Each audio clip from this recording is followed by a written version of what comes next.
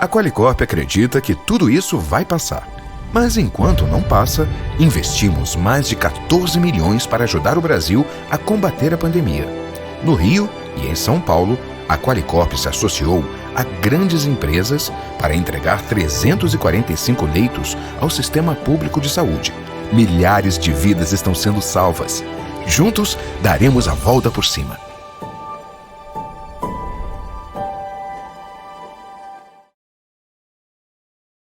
Boa tarde a todos. Para mim é enorme alegria esse dia, que para nós da Ordem dos Advogados já é um dia histórico.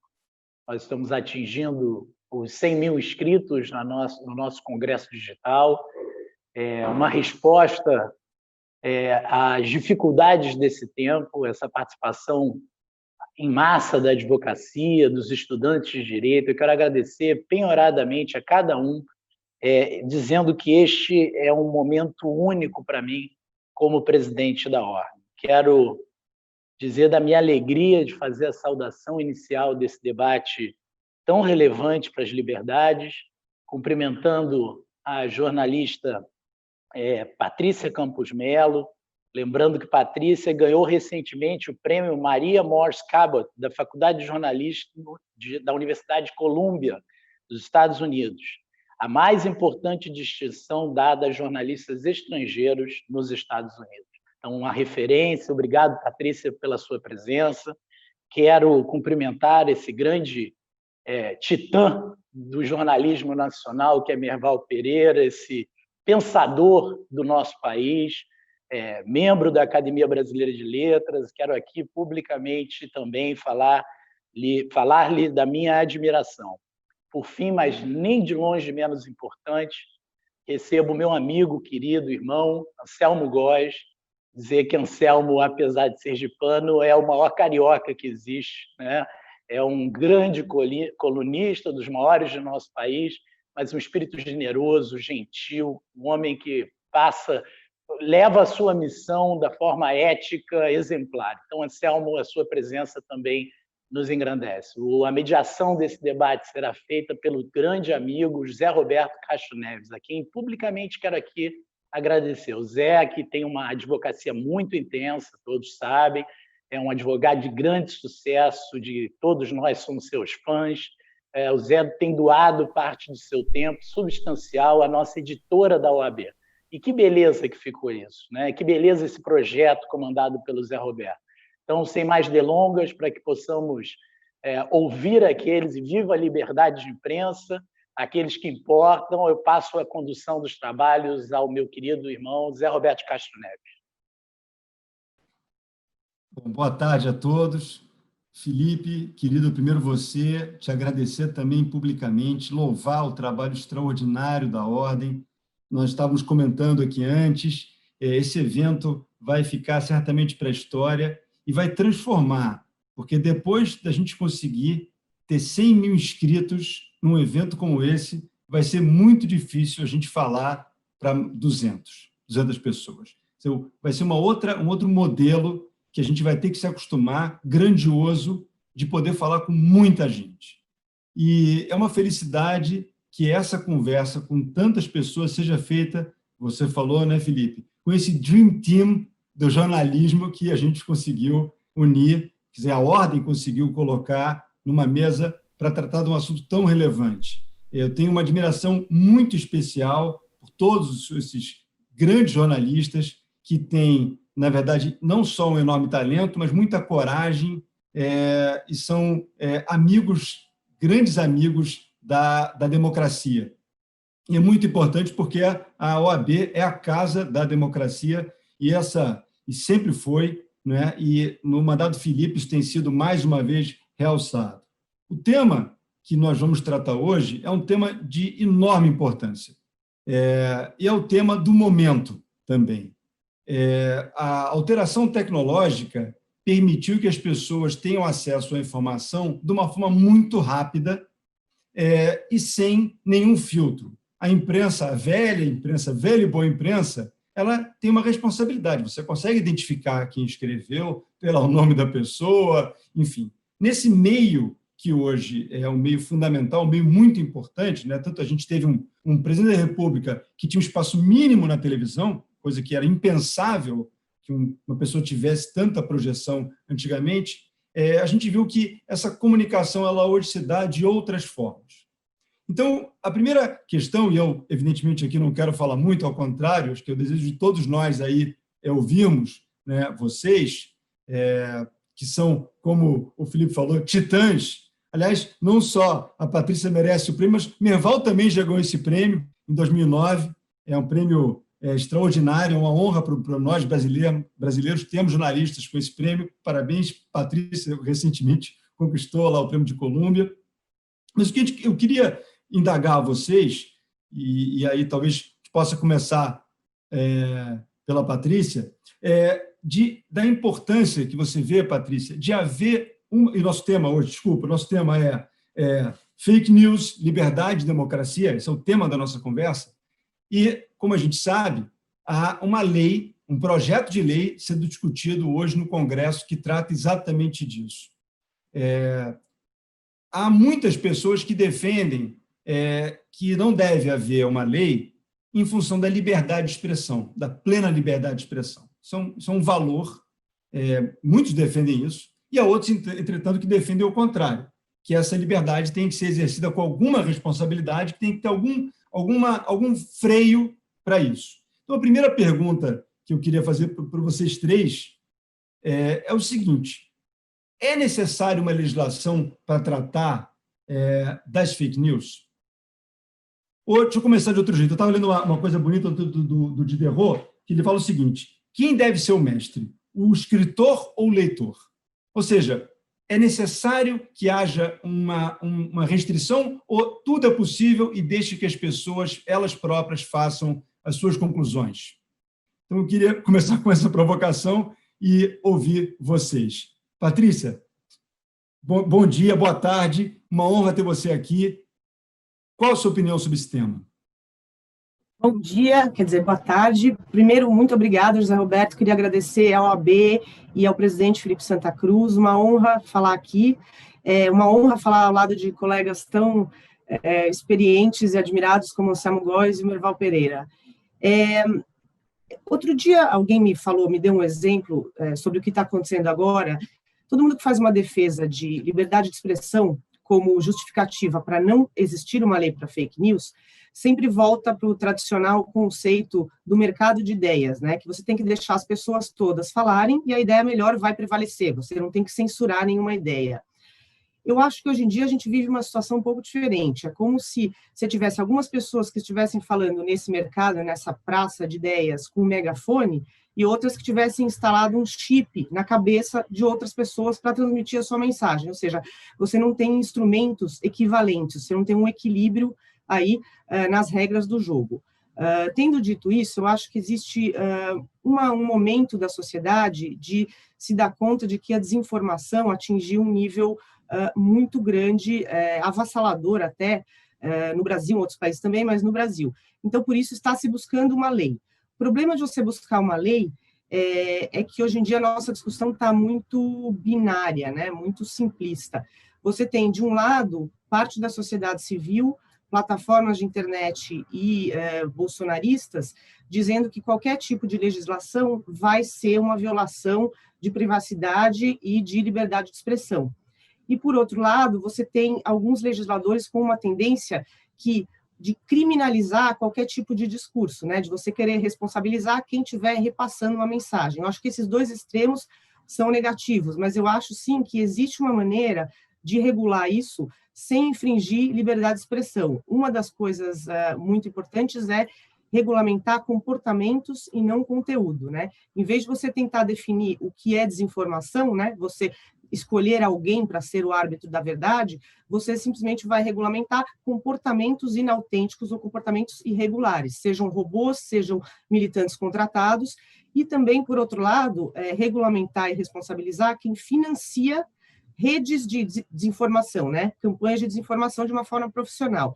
Eu acho que, se a legislação que está sendo discutida hoje em dia, agora na Câmara, se ela seguisse mais ou menos esses princípios, né, e não caísse nessa tentação de criminalização de discurso e de tentar determinar o que é verdade, o que não é, o que é fake news, o que não é, porque se ela for por esse caminho, a gente vai acabar num caminho como o Vietnã ou Singapura fizeram, que, na verdade, você acaba prendendo gente que repassou um boato, né? É uma coisa que chega num extremo. Então, eu acho que se a gente seguir essas outras duas diretrizes, ou seja, comportamentos irregulares ou inautênticos, e responsabilizar o financiamento de redes profissionais de desinformação, eu acho que sim, seria uma legislação necessária nesse momento, José Roberto. Merval, você tem uma opinião sobre esse tema? Você certamente já refletiu, você reflete sobre tudo, então é capaz que você já tenha. A gente queria muito ouvir se você acha que é necessária uma legislação para tratar desse tema das fake news. Boa tarde a todos. Presidente da OAB, Felipe Sinacuri, muito obrigado pelo convite. Zé Roberto, meu amigo, muito obrigado. Patrícia, bem-vinda ao clube do Maria Moscabot. Anselmo, meu grande amigo, boa tarde. Olha, eu basicamente concordo com a Patrícia. Eu acho que é preciso exatamente distinguir o que é uma operação profissional para distorcer informações, para dominar o debate político. Às vezes você está nas redes, parece que um assunto é o grande assunto do momento, e, na verdade, é um assunto que interessa a um pequeno grupo que expande essa discussão através de robôs, através de truques tecnológicos, e aí distorce o interesse da opinião pública. A opinião pública, às vezes, não está interessada naquele assunto, mas passa a ficar dominada por aquele debate. Eu acho que esse é o grande ponto que deve ser controlado. Eu acho, por exemplo, que o anonimato é uma coisa errada nas redes sociais. Acho um absurdo você usar um pseudônimo e poder dizer o que você quiser. É como se os jornais pudessem publicar cartas anônimas, artigos caluniando os outros e não ter responsabilidade pelo que foi publicado. Esses meios, Facebook, Twitter, Instagram, eles demoraram muito a aceitar a responsabilidade pelo que eles divulgam. E eles têm que ter responsabilidade, porque não é possível você permitir as barbaridades que a gente vê sendo divulgadas pela internet. Então, eu acho que a lei é boa para coibir esses abusos. Acho que a Patrícia tem razão, você tem que ter cuidado para não ser censor da opinião dos outros, mas opinião, liberdade de expressão é uma coisa. Calúnia, criação de fatos, distorção de fatos, isso, aliás, já sempre existiu, né? Boato,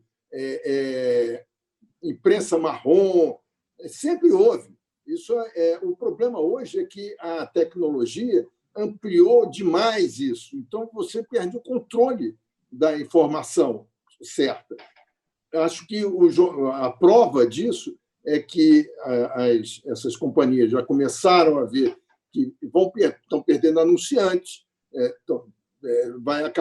eles vão acabar perdendo a importância que tem hoje em dia, porque vão se tornar instrumentos de crimes, de mentiras, de boatos, vão ficar inviabilizados como emissores de informação, né? Então, acho que eles já entenderam isso e isso vai ajudar muito.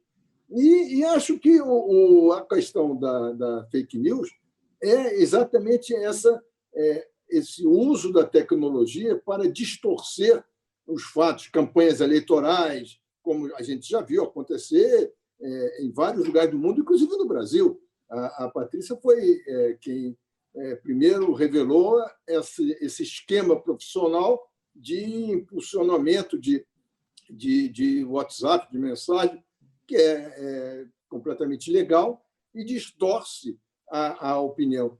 Antigamente, quando as coisas eram menos tecnológicas, no Rio, imagino que em vários outros estados, tinha uma figura que era paga para entrar nos trens da Central e puxar um assunto. E dizia uma besteira lá qualquer, dizia que o adversário do seu contratante era isso, era aquilo, contava uma história, e aí o vagão inteiro estava discutindo aquele negócio que era completamente falso, mas era uma figura que existia nas campanhas eleitorais. Agora, essa figura está multiplicada por milhões e joga uma questão na internet e milhões têm acesso e muitos acreditam. Então, essa figura do trem da Central era proibido, era preso se fosse identificado. Então, na internet tem que ser a mesma coisa. Por que a internet tem diferença? Ao contrário, tem muito mais responsabilidade, muito mais presença hoje no debate nacional, que não pode ser desvirtuado por crimes, por criminosos, por mentirosos, com intenções ou políticas, geralmente, ou econômicas, coisas desse tipo. Doutor Anselmo, querido super-herói, o Anselmo, o Anselmo é o super-herói. Se tem uma coisa errada acontecendo, coloca no Anselmo, o Anselmo resolve problemas. É impressionante isso, né, querido? Olha, primeiro um beijo enorme na Patrícia. Enfim, a gente não se conhece muito pouco assim. E eu queria lhe dizer que você é honra e glória da minha profissão. Então, um beijo enorme a meus amigos Merval, Zé Roberto, e ao Felipe, dizer para ele que a OAB, sob a sua presidência, num momento tão especial da vida brasileira, onde nós somos atacados por duas pandemias, né? Uma é o coronavírus e uma outra política, a sua presença é importante, tem sido vigilante, e você está de parabéns. Olha, eu acho o seguinte, quer dizer, evidentemente que não há democracia sem as liberdades básicas, né? E elas estão... e a liberdade de expressão é uma delas, né? Você pega a Declaração Universal dos Direitos do Homem, então, tudo isso obviamente que a liberdade de expressão é fundamental. Agora, ao mesmo tempo, algum tipo de regra sempre existiu, né? Quer dizer, o próprio 10 Testamento tem lá dizendo que é pecado o falso testemunho, ou seja, é pecado a fake news, né? Algum tipo de norma que você tem no seu condomínio, você tem no seu clube, enfim, isso é realmente necessário. Quer dizer, você não pode pegar um carro e subir numa calçada cheio de gente e andar pela calçada de Copacabana dizendo eu estou exercendo o meu direito de ir e vir. Não é isso. Não é isso. Não é isso. É muito mais sério do que isso. Então, eu queria rapidamente colaborar, concordar com a Patrícia, com o Merval, e defender que haja, vamos dizer, normas, né, sempre levando em conta o primado da liberdade de expressão, da liberdade de você dizer suas ideias, mas que você tem que criar algum tipo de ordenamento, algum tipo de castigo para organizações criminosas. É o que nós estamos falando. Quer dizer, o sujeito não pode descobrir uma fórmula caseira de fazer uma bomba atômica botar na internet, só quem quiser fazer uma bomba atômica é só ler aqui, então, e você poder escrever aquilo em nome da liberdade. Não, não é isso, né? Vamos falar sério, né? Então, minhas primeiras palavras são essas, de apoio a essa posição de liberdade de expressão, sempre, mas contra as organizações criminosas. Como disse o Merval, sempre o Código Penal brasileiro tinha lá calúnia, injúria, difamação, tem lá, né? O que nós estamos falando é disso, são regras antigas, sempre existiu, né? É isso. Bom, senhores, é uma alegria, porque vocês estão falando para milhares de advogados e jornalistas respeitados como vocês, reconhecendo a necessidade de haver advogados, né? De haver regra. Né? Esse é o primeiro ponto que ele está de acordo. Ou seja, nós precisamos, claro, discutir agora, a partir de agora, como é que devem ser essas regras, mas o primeiro ponto necessário é que a sociedade ela demanda algum tipo de regramento para não ser jogada ao caos, na balbúrdia, né, a confusão completa. Então, esse é o primeiro ponto, e acho que, graças a Deus, todos aqui de acordo com relação a isso, né? Deve haver limites. E o segundo ponto, que eu acho que vale a pena a gente começar a falar, e talvez podemos começar de volta com a Patrícia, é o seguinte: nós temos um projeto de lei. Tem uma série de regras, né? Proíbe robô, a identificação, que o meu avô falou, né? Eu queria saber, Patrícia, se você que está estudando isso, eu sei. Você, aliás, tem um livro que está lançando agora, né? A Máquina do Ódio. Se você quiser falar um pouco disso, também vai ser um prazer. Falar um pouco para a gente da tua avaliação do nosso projeto de lei. Porque, aliás, uma coisa importante é o seguinte: hoje aqui vocês são formadores de opinião violentíssimos para um mundo de gente que certamente vai estar também fazendo essa lei. Então, a hora é essa, da gente poder falar e colocar, vocês que conhecem isso melhor do que ninguém, questões relevantes em quem está fazendo a lei, que possivelmente tem muitos que estão escutando a gente aqui agora. Então, na sua avaliação, Patrícia, você acha que a lei está sendo bem colocada? O que você entende que são as boas coisas, talvez os pecadilhos da lei, o que ela poderia ser aprimorada? Primeiro, queria agradecer a generosidade incrível do Anselmo e do Merval. Muito, muito obrigada. Fiquei até corei aqui de vergonha. Fico muito lisonjeada. E pelo merchan do livro, obrigada, José Roberto.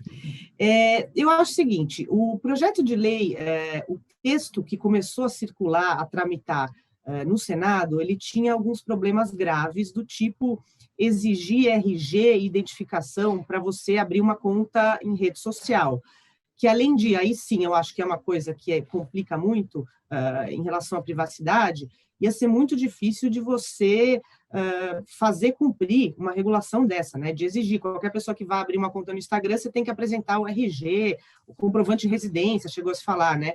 Então, assim, tinha algumas coisas que eram mais extremas, ou mesmo assim, você definir desinformação. O texto inicial da lei tinha ali, falava em desinformação, só que isso, de novo, é muito complicado, por isso que não tem entrado em legislações mundiais, porque você definir desinformação é uma coisa muito delicada, e quem é que seria o árbitro da verdade, né? Então, isso também tinha saído, não sei se acabou voltando, mas tinha saído do texto inicial. Essas eram duas coisas muito complicadas.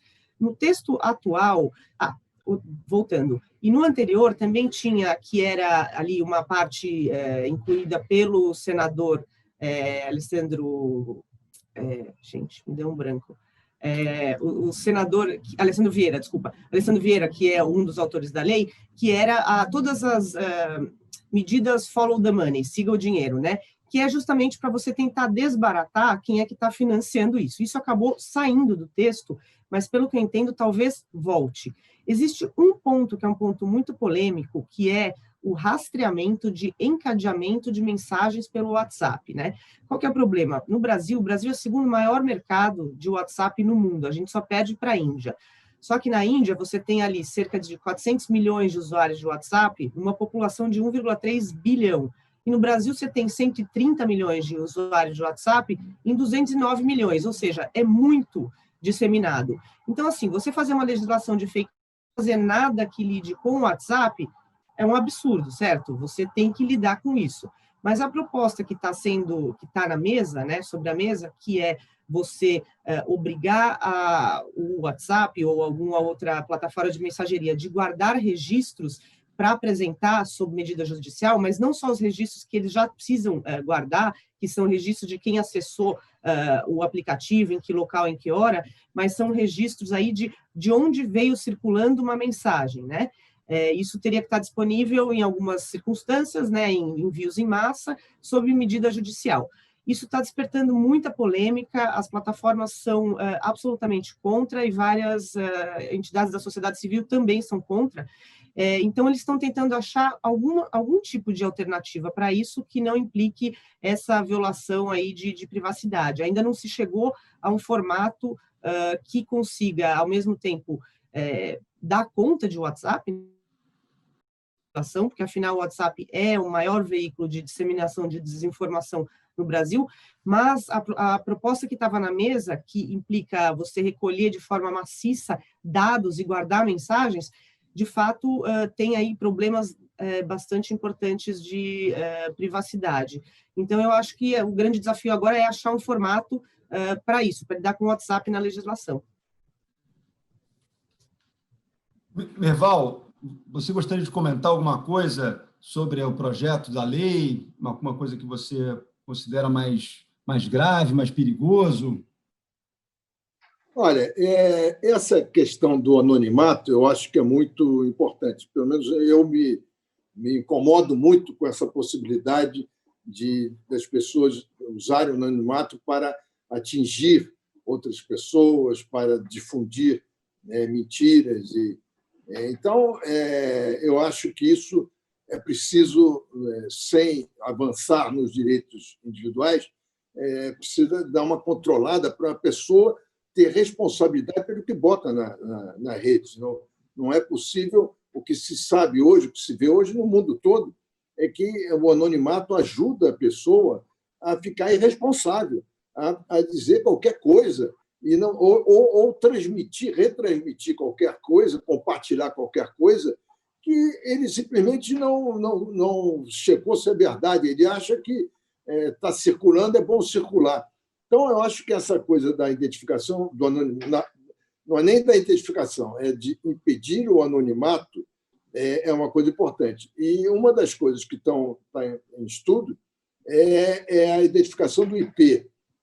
Quando você registra o IP, você pode rastrear e chegar a quem mandou a mensagem. Eu acho que essa questão tecnológica vai servir para, em vez de quebrar a privacidade, simplesmente a pessoa que está lá saber que ela é identificável.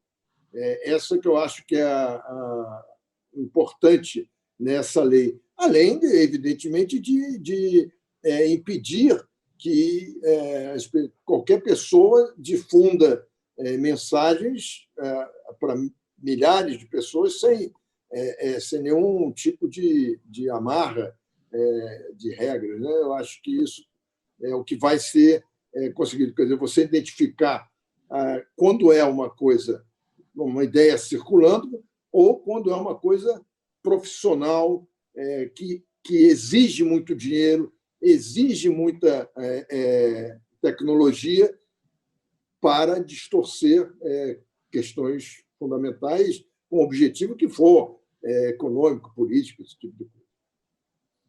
Perfeito. Grande Anselmo, a gente não está te ouvindo. Você está no Anselmo? Boa. Bueno, a internet, ela, de certa maneira, ela estimulou a covardia, entendeu? Basicamente é isso, entendeu? Independente dessa coisa mais recente, de fake news, mas desde o primeiro momento,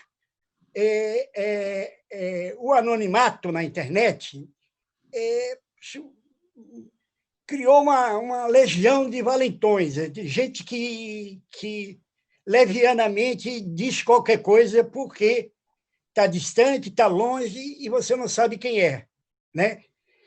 Eu tenho, por exemplo, um caso recente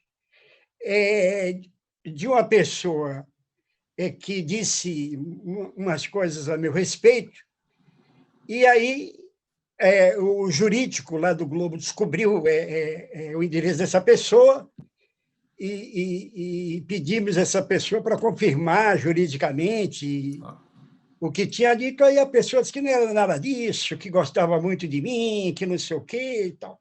O que eu estou dizendo com isso é apenas para apoiar essa coisa do Maior, que eu acho fundamental, que todo mundo tem que ser responsável pelos seus atos, bons ou não, entendeu? Então, essa coisa do anonimato, para mim, tem que acabar, eu acho, é o que eu acho. Olha só, desculpa eu voltar a esse tema, mas eu estou lembrando que isso é uma palestra para milhares de advogados. E o que nós estamos falando aqui, no fundo, é um conceito jurídico muito relevante, que é o conceito da responsabilidade, né? Que, para o direito, não é muito importante que você responda pelos seus atos. Isso só é possível, claro, se você consegue identificar. Tem aquele clássico crônica do Humberto Eco sobre a internet, né, do louco da vila, que ele falava aquelas besteiras, mas ele falava, ninguém ouvia. E quando você criou a internet, aquele louco da vila tinha algum lugar para falar as besteiras dele, e aquilo ecoava, né, e todo mundo encontrava outros loucos das suas respectivas vilas que faziam coro naquelas maluquices do louco da vila que ninguém prestava atenção. E, para piorar, quer dizer, o ingrediente desgraçado, aí a fórmula é a irresponsabilidade. Então, de fato, isso parece ser importante, é um tema jurídico de novo. Mas por exemplo, um outro tema perigoso. Vocês têm receio de que esse controle não transforme, de uma certa forma, também num certo Big Brother? Porque, veja, alguém vai ter que controlar o conteúdo disso. Se o cara falou é verdade, isso não é verdade, se o cara replica uma mensagem divina, né, de um santo que veio nos redimir, mas quem é que vai ser o censor disso? O jornalista, obviamente, né, até para eles chegarem onde vocês chegaram, teve muito tempo aí de pensamento, de reflexão, mas quem vai filtrar isso? Patrícia, você pensou um pouco nisso? Como é que é o modelo para a gente estabelecer um filtro? Quem é que vai ser o Big Brother desse modelo de um certo controle em relação ao que é disseminado na internet? Eu acho que cortou um pouquinho, eu não te ouvi. Não sei se era para mim a pergunta. Era para mim, José Roberto? Não era, desculpa. Mas aí então, tá bom. Aí eu vendei você então, e bati o pênalti, né? Você ficou vendido e eu chutei a bola, coitada. Não, o que eu estou falando é que, naturalmente, é muito relevante ter uma censura e, principalmente, entender quem é o autor da declaração, até para que haja essa responsabilidade e para que não aconteceu com o Anselmo, né? O cara é o machão, né? Quando não aparece, quando ele tem que aparecer, opa, não é bem assim e tal, o Anselmo é meu querido. Mas se a gente concorda com isso, quem é que vai fazer a censura do conteúdo? Deve haver uma censura? Quem é que vai ser o Big Brother? E esse é o ponto. Se é que tem que ter um Big Brother, né? E esse é o que eu queria provocar você a essa reflexão. Porque está cortando um pouquinho a sua conexão. Bom, justamente, eu acho que é muito complicado você ter essa instância Big Brother, né? Por isso que as soluções que estão chegando no mundo, por exemplo, na Alemanha, você tem um misto, tudo bem que lá o principal é a linguagem de ódio, né? A coisa de apologia ao nazismo, que é um crime lá, nos Estados Unidos, por exemplo, não é. Mas, assim, você tem um misto de autorregulação com algum tipo de regulação. No caso de autorregulação, a gente já tem visto isso, né? Você tem, por exemplo, a partir da pandemia do coronavírus, mudou muito o comportamento das plataformas de internet, elas passaram a intervir mais. Então, você viu, por exemplo, acho que foi o Twitter, o Instagram, derrubaram posts, por exemplo, do presidente Jair Bolsonaro, falando de cloroquina ou ali fazendo aglomeração, Por quê? Mas eles nunca vão dizer porque isso é mentira. Eles vão dizer, olha, isso aqui fere regras do uso, porque podem ter consequências numa pandemia, por exemplo. Outro tipo de, vamos dizer, censura, aspas, foi que eles rotularam conteúdo, tweets do presidente Donald Trump. Um deles, porque, na opinião, né, no julgamento do Twitter, era glorificação de violência, e o outro era que interferia na integridade das eleições. Ele falava, de novo, de fraude de eleições sem prova. Eu acho que as plataformas de internet estão começando a fazer algum tipo de autorregulação sem cair na armadilha de dizer isso é mentira, isso é verdade, isso é desinformação, isso é informação. Eles estabeleceram alguns parâmetros, principalmente a partir da pandemia, que são regras de uso. E quando a pessoa fere as regras de uso, você vai lá e eles podem ou rotular o conteúdo ou mesmo retirar. Isso, por um lado, é muito bom e é saudável, mas a gente quer deixar essa decisão totalmente ao cargo das plataformas de internet, eles que vão determinar as regras de uso deles e o que infringe e o que não infringe, né? Por exemplo, ele pode achar que você sair dando receita de bomba, como disse o Anselmo, tudo bem, não fere nenhuma regra de uso. Então, eu acho que ninguém, na verdade, tem uma resposta boa para isso, né? Como fazer isso em relação ao conteúdo. Mas talvez uma combinação dessa autorregulação das plataformas com algum outro tipo de um conselho para estudar regras de uso mais universais poderia ser um caminho, porque o que eu acho que o que a gente quer evitar a todo custo é você ter uma instância, sejam todas as checadoras de fatos, ou o Ministério da Justiça, ou só as próprias plataformas, como árbitro final do que é desinformação e o que não é. Ótimo ponto. Merval, você queria me ouvir. Zé Roberto, eu acho o seguinte, que para sair dessa armadilha de censura ou não censura, o caminho melhor é você definir quando a notícia, o post, está sendo difundido de maneira mecânica. Esse é o ponto. Você não mexe no conteúdo, você mexe na maneira como esse conteúdo está sendo disseminado na rede. E aí você tem a certeza de que é algum movimento com interesse específico. E aí já não pode, porque você usar mecanismos tecnológicos para difundir suas ideias, você está distorcendo a realidade. A realidade acaba sendo a que você quer, não a que nos circunda. Então, eu acho que essa é uma boa maneira de você descobrir quais são as intenções daquela disseminação desequilibrada de informações. Uma outra coisa que eu acho que está ficando bom é que essa coisa da fake news, o descontrole está tão grande que, além da autorregulamentação das companhias, fortalece ainda mais o papel do jornalismo profissional. Acho que na pandemia ficou muito claro isso, né? As pessoas tinham a sensação de que só quando saía nos jornais com credibilidade, nas televisões com credibilidade, aquela notícia que se espalhava pela internet era verdadeira. Então, eu acho que o papel do jornalismo profissional ficou muito ressaltado nessa pandemia e as pessoas começaram a aprender a diferenciar o que é boato do que é notícia mesmo. E eu acho que foi uma boa chance para o jornalismo profissional se mostrar útil para o cidadão.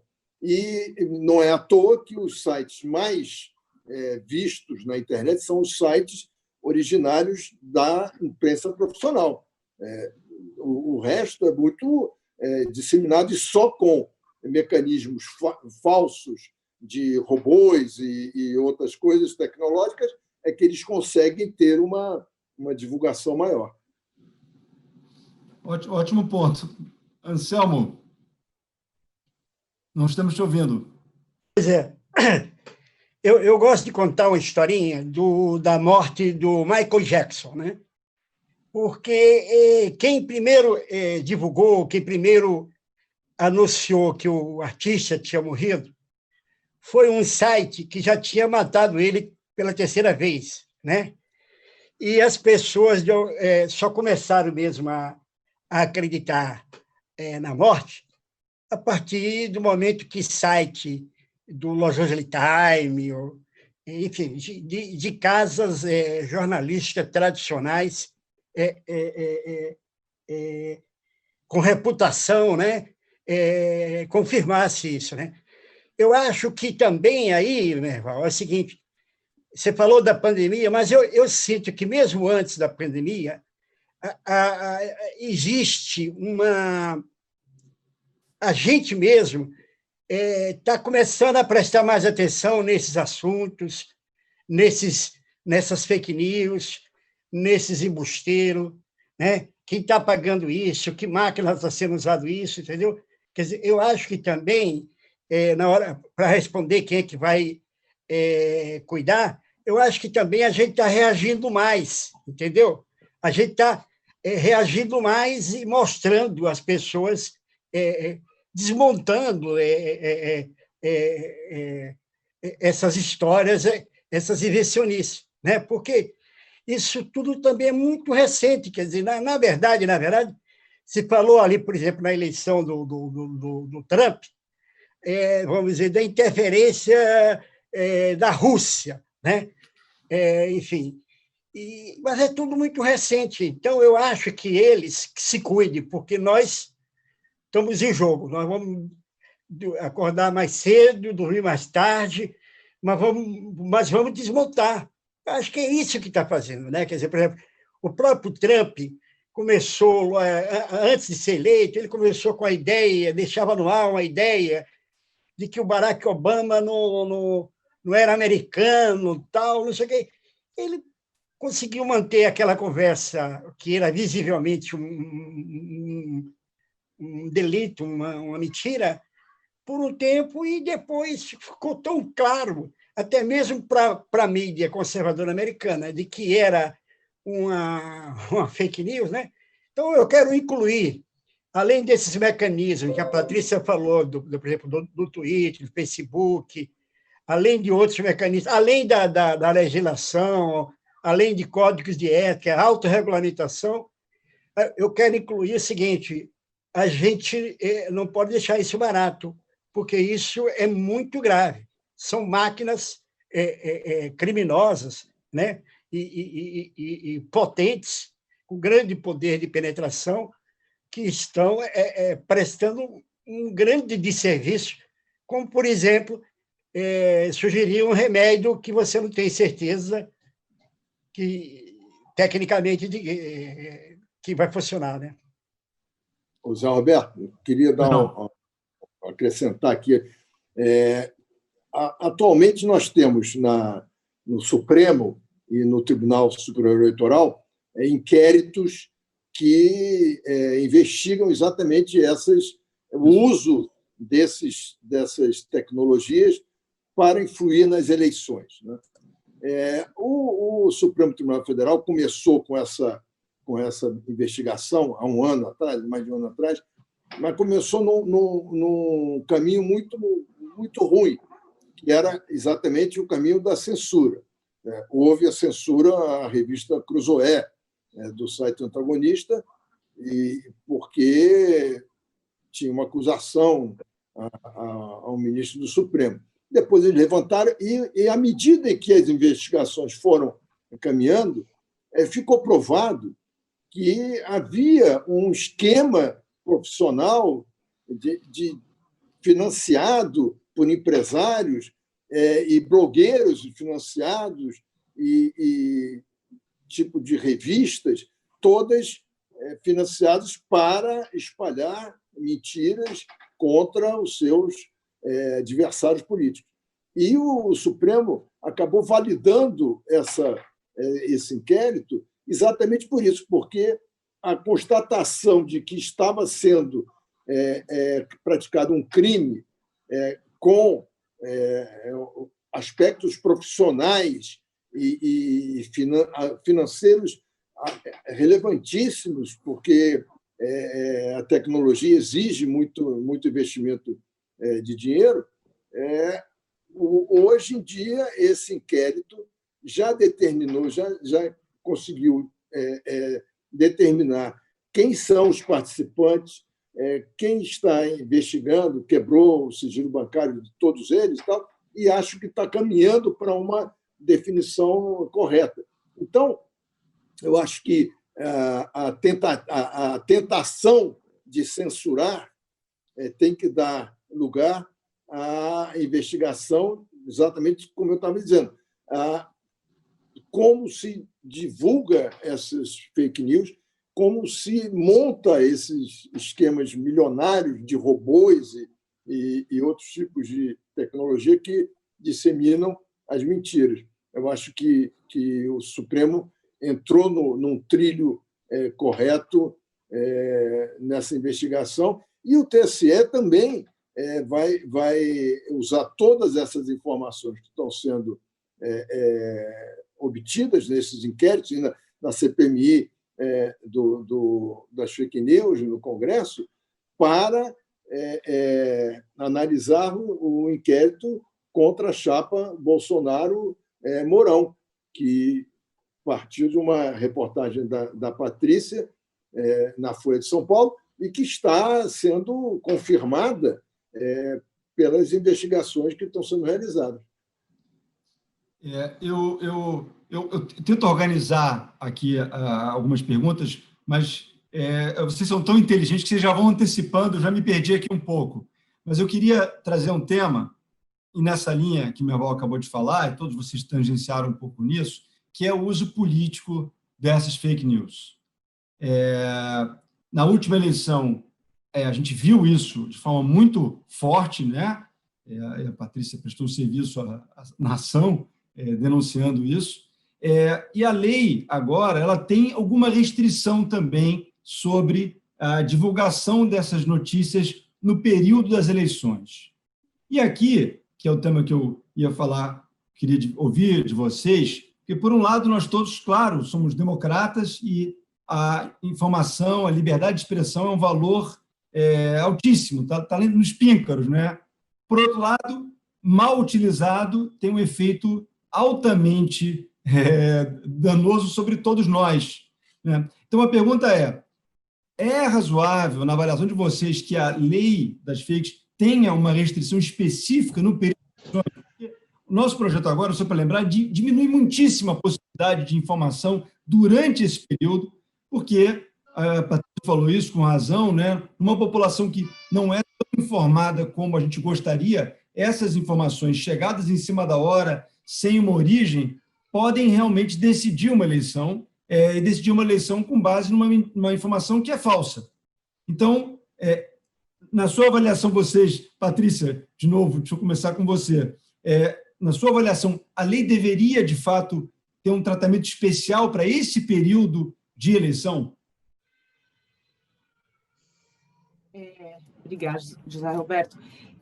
Eu acho que já teve algumas mudanças na lei, né? Depois, no ano passado, em novembro, o TSE já anunciou uma regulamentação nova que proíbe qualquer tipo de disparo em massa de WhatsApp com fins políticos eleitorais, porque na época da eleição do presidente Bolsonaro, em 2018, isso não era proibido, não existia uma proibição. Se você fizesse um disparo e declarasse as despesas ao TSE e não fizesse um disparo de notícia falsa ou negativa a respeito do adversário, isso não era necessariamente ilegal. O problema é se você tinha ali um caixa 2 disfarçado ou se você estava disparando notícias negativas / falsas.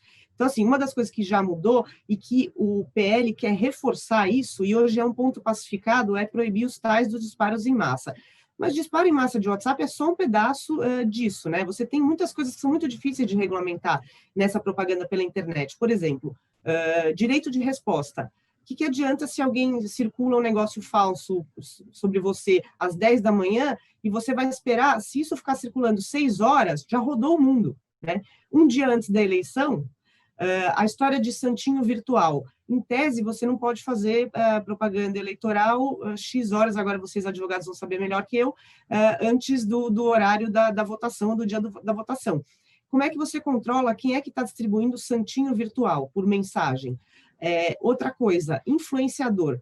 como regulamentar isso, né? Se eu sou um influenciador, eu uso o meu canal de YouTube para falar para 1 milhão de pessoas, vote no fulano, isso é propaganda eleitoral ou não é? Como é que você vai saber se o cara recebeu ou não recebeu? Eu acho que estão muitos desafios, porque uma vez um colega me disse assim, a legislação eleitoral ainda está muito analógica, né? Você, para acompanhar toda essa forma de propaganda pela internet, precisa aí de muita adaptação. Merval? Vou pegar aqui esse gancho. Olha, a gente teve um avanço muito grande, acho que há uns 2 anos atrás, quando se permitiu que programas humorísticos pudessem fazer críticas no período eleitoral, porque era proibido, não podia fazer piada com o político, né? Isso foi um avanço, porque é evidente que você não pode fazer uma campanha a favor de algum candidato denigrindo o outro o tempo todo, mas piada política abrangente é evidente que faz parte da democracia, né? Então, são esses detalhes que precisam ser observados na legislação. São detalhes, porque senão você censura. Na verdade, os humoristas eram censurados durante o período eleitoral. Então, eu acho que é isso que a gente tem que prestar atenção. Mas o período eleitoral é um período muito vital para a democracia. Então, tem que ser protegido da capacidade da nova tecnologia de interferir nas eleições.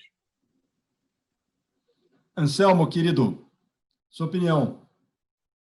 Como é difícil trabalhar nesse universo digital, e até porque ele não fica parado, toda hora surge outra coisa nova, etc, etc, etc. Agora, eu pessoalmente, eu sou mais otimista, por exemplo, em relação a essa eleição municipal agora, né? Por quê? Porque aprendemos nós todos, né? Você pega, por exemplo, essa próxima eleição, o presidente do Tribunal Superior Eleitoral, o ministro Luiz Roberto Barroso. E você conversando com ele, você vê que ele só pensa nisso, ele está atento a isso, ele quer conversar com todo mundo, ele quer entender, né? Ele está chamando todo mundo para conversar. Ao mesmo tempo, essas decisões recentes do ministro Moraes, ali, Alexandre de Moraes, eu acho que vai dar um chega para lá também, assim, nessa valentia toda, entendeu? Assim, no sentido de que pensar 2 vezes, entendeu? Então, eu acho que a gente está aprendendo, embora um aprendizado será sempre completo, porque ninguém sabe as coisas que vão acontecer, as novas tecnologias e tal, mas eu tenho a impressão que a gente está mais atento, entendeu? Inclusive a justiça eleitoral. Então, eu acho que essa eleição municipal, a Patrícia vai ter um pouquinho mais de trabalho, porque eu acho que eu sou um pouco mais esperançoso, entendeu? Senhores... Eu posso perguntar ao Felipe. Felipe, está ouvindo, Felipe? Está ouvindo? Estou ouvindo, Anselmo.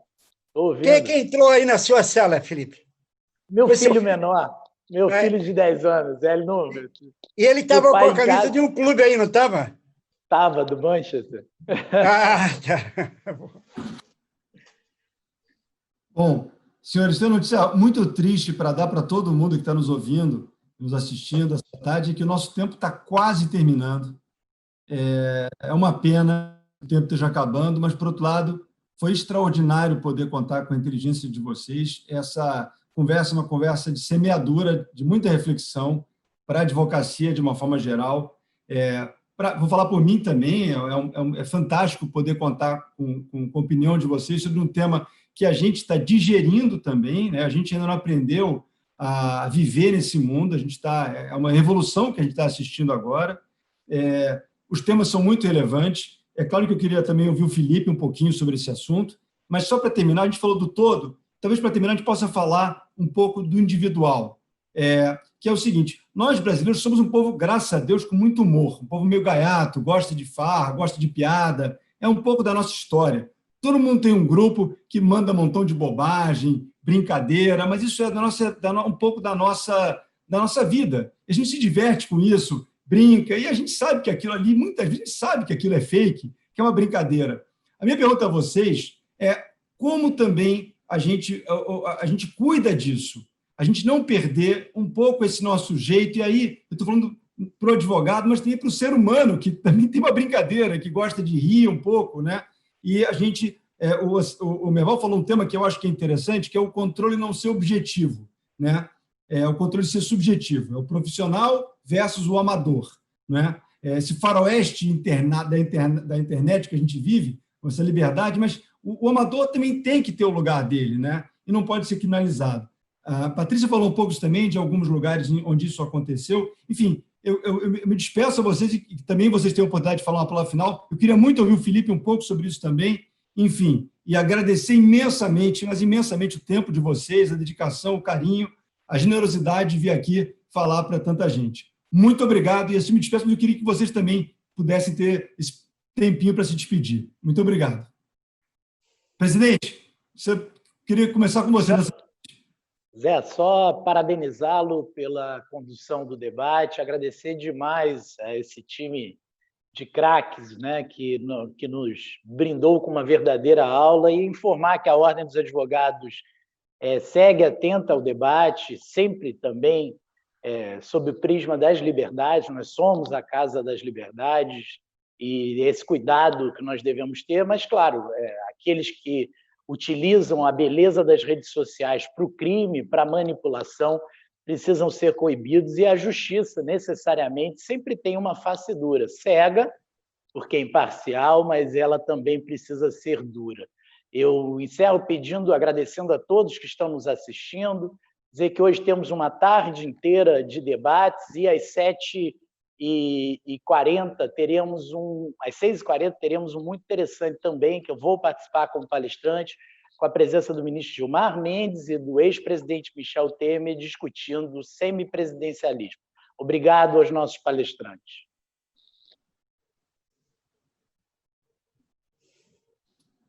Patrícia, você quer falar? Quer se despedir da gente? Na verdade, só queria agradecer, realmente eu aprendi muito aqui com vocês, e agradecer pela oportunidade de falar para tantos advogados. Se eu cometi alguma incorreção jurídica, vocês me perdoem, e só agradecer. Obrigada. Anselmo, querido. Um beijo para todos. Muito obrigado. Foi um prazer conversar com nossos companheiros aí, com vocês da OAB. Maravilha, gente. Obrigado. Obrigado pela audiência. Boa. Obrigadíssimo.